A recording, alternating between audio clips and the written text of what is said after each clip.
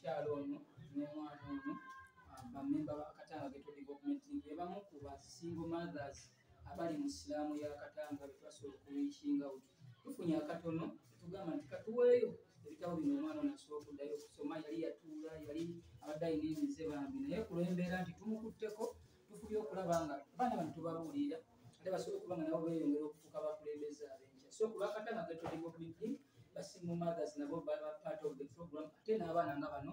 beetaaga omukisa okulaba nga basoma so mami agenda kuwaayo obugambo bw'ayogera kutono nnyo then omwana ate asobola okuba nga yongera okusoma mami baako kyogerako bambi neeyanziza kino ekitongole mbeeyanziza nnyo kubanga abaana bange baledde basoma naye kino ekitongole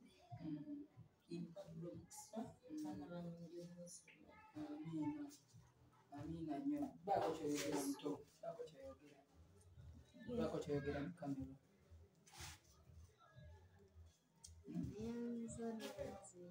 onaasoma